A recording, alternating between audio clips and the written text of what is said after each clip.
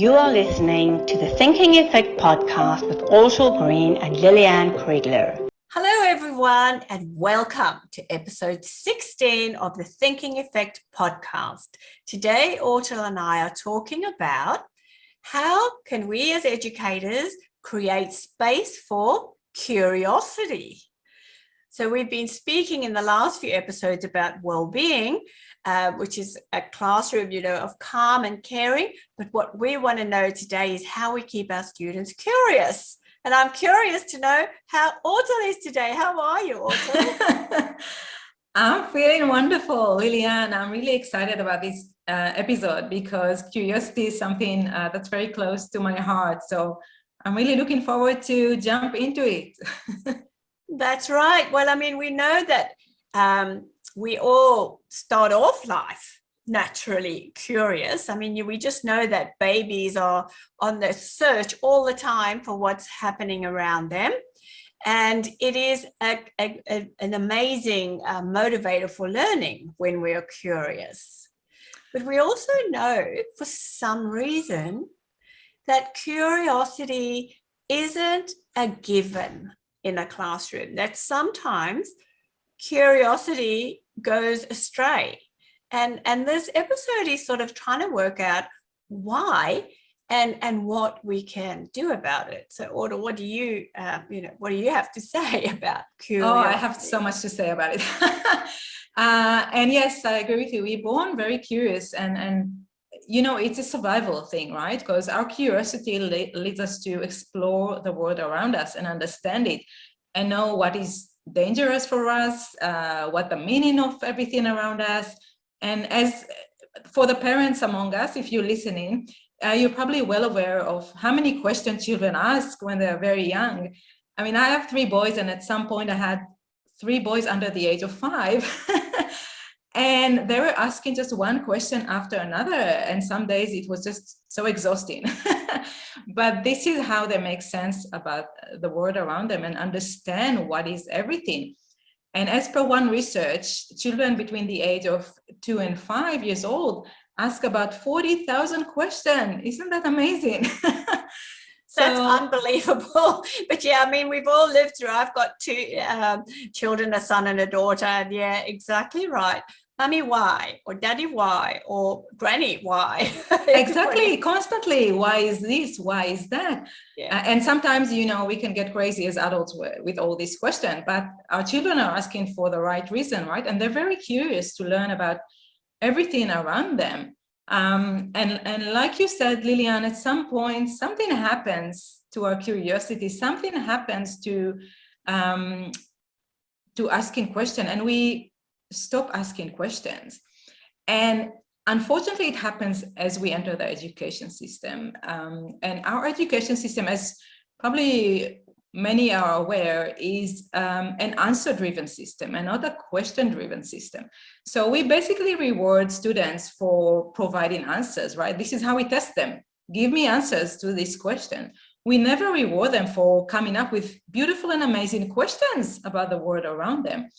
And so slowly, as children move through the years within the education system, they reduce the amount of questions they ask until at some point they hardly ask any questions. So, and this is really bad because, as you know, curiosity is the driver for learning and is the driver for us to become lifelong learning and to enjoy exploring many new things. Yes, you're right. And, teachers out there listening today might say, but I ask my children to ask questions all the time. At the end of every thing I say, well, are there any questions? But you're not looking for the wonderful, awesome, amazing question. You're looking for the right questions, the questions that you think relate to, whatever we spoke about, teaching halves and fractions. So maybe the question should be around fractions.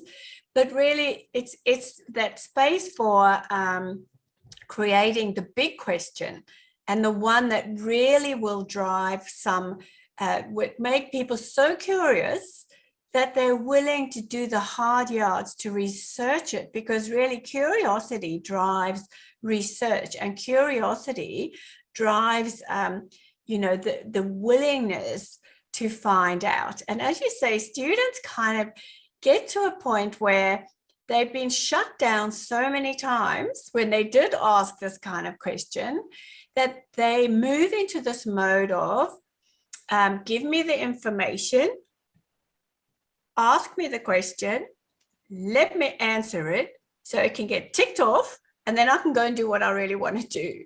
And, and let me get the grades that I want. And don't ask me to do too much hard work to get there. I don't know, maybe, and there probably are and will be beautiful educators in this listening who say, my classroom is not like that. And we applaud you.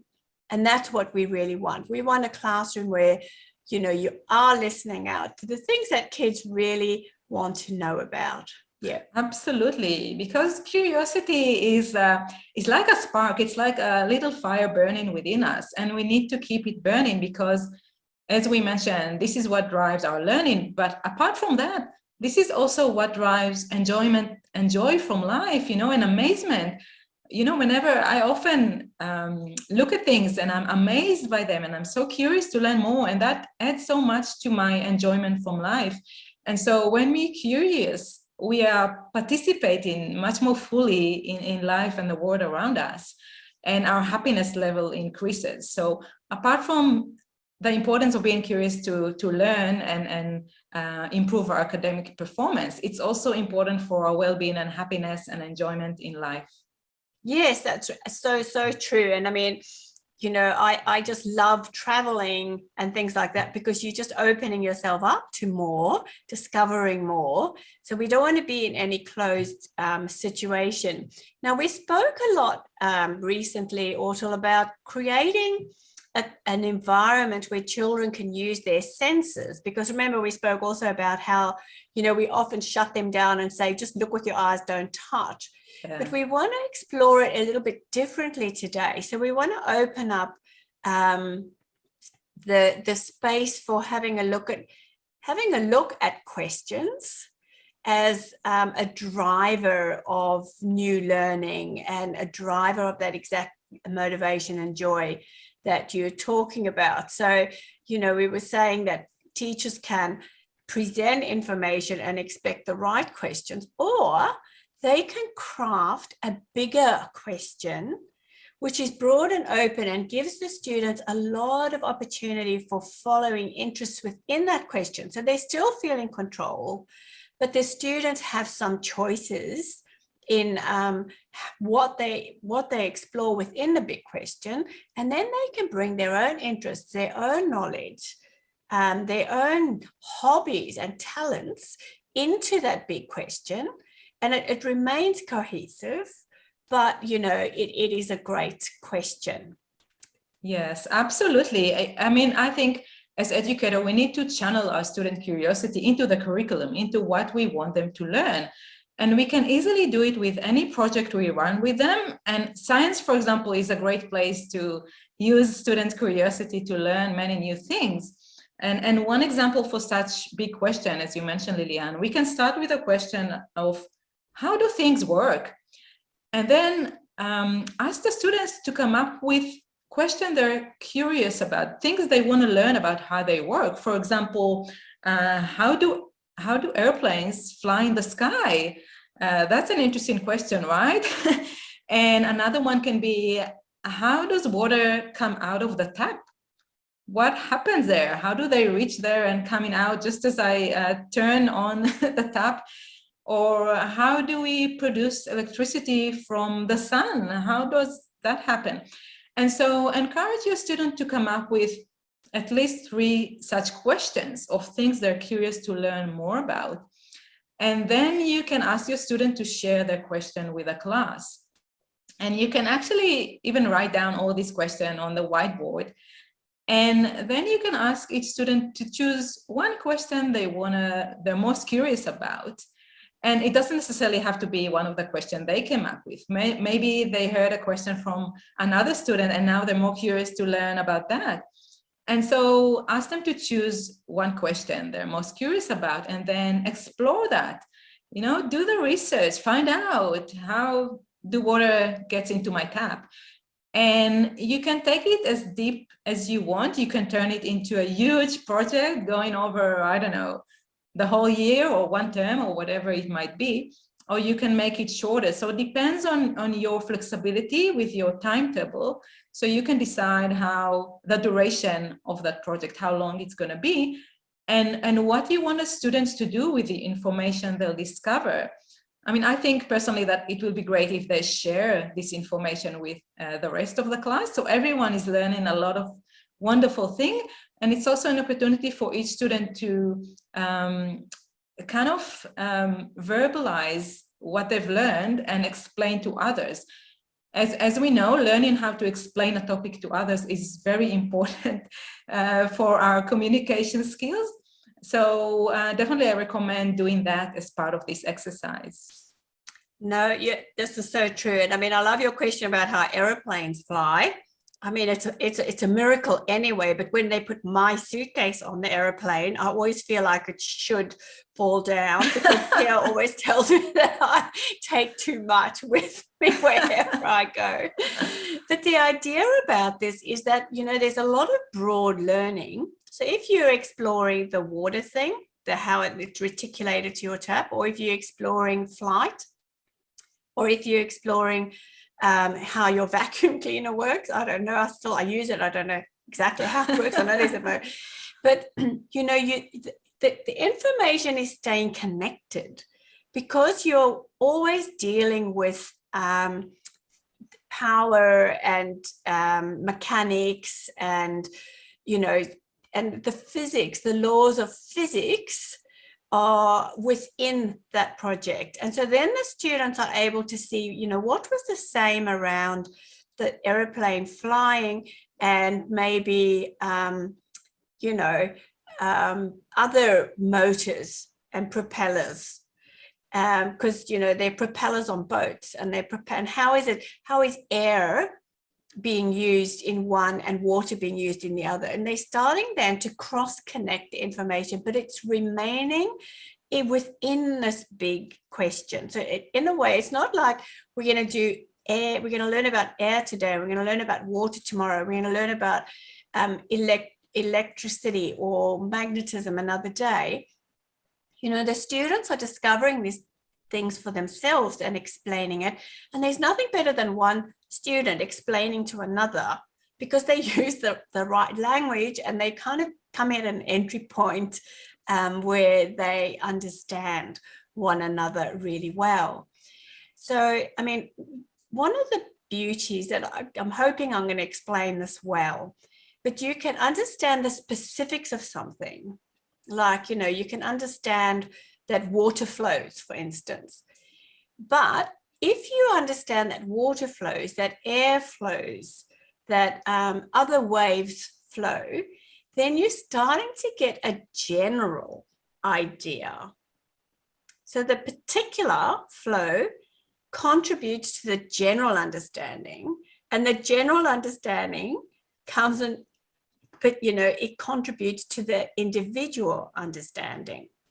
So if we take weather, for instance, you know, rain, if we know that rain is weather, then we can find out more about snow, because we understand weather. So this beautiful relationships between the particular and the general is something that I love working with in the classroom. And, you know, that in this big question, what starts to happen is the general principles start to get picked out, and that is transferable. You can take that to a new context. Absolutely. I agree. And I think they will learn concepts of how things work. And then you can challenge them further and ask, where else do you see these concepts at play? Or how else can we use this concept in a new thing that we create, you know, all together? How can we use this concept to create something new? So definitely you can take it much deeper and enhance their thinking and their creative thinking as well, because they will be able to take what they learn and think about how can they apply it differently in different areas for different things. And that will definitely enhance their creative thinking. So I recommend doing that as well as a fun exercise, because children will enjoy using that new knowledge that they acquired in different areas and kind of create with it something new. Yes, look, and I mean, I love for us to point out some great education writers and people out there. I love Lee Watanabe Crockett's work at Future Focused Education, because he speaks about a herding question. And this question goes from the particular to the general. So to pick up on what we said. So for instance, you might ask a child a question like, do you like the rain? You know, and that's so specific to them. And then you broaden it by saying, well, is rain better than wind? It's just so much broader. And then which is your favorite kind of weather? And then they have to consider even more. And then finally, what is weather?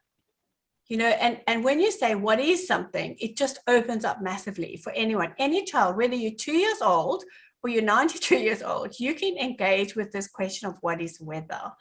So, and I love that it's future focused education, because really we're trying to change education. And I mean, COVID's done a lot. It's actually pushed it. It's really pushed it in a lot of ways, but we want to add to this. So yeah, this whole idea of ensuring that the curiosity stays alive. Because if you say something like, what is friendship? Or, you know, it's just so broad. And how do things work? Yeah, all of a sudden, it just sparks that, oh, I wonder how they do work, you know. So yeah, big questions. Absolutely. And it's, you know, we spoke about this concept before of zooming in and zooming out, of how important it is and how it helped you think differently. So if you missed that episode, go back to our episode on zooming in and zooming out. You'll find lots of things you can implement in your classroom with your students. Yeah, and there's just one great quote from that Albert Einstein. And he says, the mind that opens to a new idea never returns to its original size. I love that. Okay, so to sum up, curiosity is the thing that drives new learning. And in fact, there's a lady, I'm just looking for her name in my notes here. Just bear with me 1 second. Marilyn Price Mitchell. And she says, curiosity is one of 8 core things that is needed for good learning. So we have to have it. Why it's important is without it, the learning becomes static and dry, and children are just absorbing information that you've provided, and they are regurgitating that information. And what happens is they gain a pattern of doing that. So they don't create a learning network which wants them to explore. That exploration instinct is shut down. And the how we can do that is to have a think about which kinds of questions are we offering or asking for, and can we take the question up to become a big question, a more general question, where the students can get engaged using their interests, their talents, their own ideas, and particularly their collaboration. Wonderful summary. Thank you, Lilian. And we would love to hear from you. We would love to hear your experience working with your students in this manner, really, like we said, channeling their curiosity into the curriculum and let them lead their learning. And you'll see wonderful things that are happening. So please write to us to the Thinking Effect Podcast at gmail.com. Let us know how you and your students experienced it. And we'll be back again next week with episode number 17, which is all about how can teachers enhance learning through play. That is one of my all-time favorite topics. And yes, honestly, thank you so much to all the educators who are reaching out. It's growing.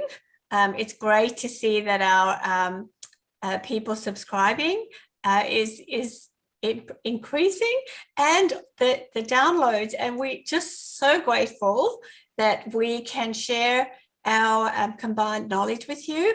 And we want to hear from you, because honestly, we know that there are things that you'd like us to talk about as well. So contact us, but we'll be back next week as usual. And so goodbye for now. See you then.